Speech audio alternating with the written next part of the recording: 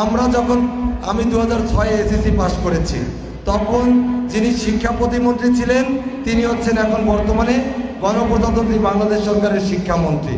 এখানে অনেক সিনিয়ররা রয়েছেন, এখানে রয়েছেন, তারা বলতে পারবেন আমাদের শিক্ষকরা। এই শিক্ষামন্ত্রী হেলিকপ্টার নিয়ে স্কুলের মাঠে মাঠে পড়েছিলেন। সিনিয়ররা কি মনে আছে না আপনাদের? এই কথা কি মিথ্যা কথা? আপনারা দেখেননি।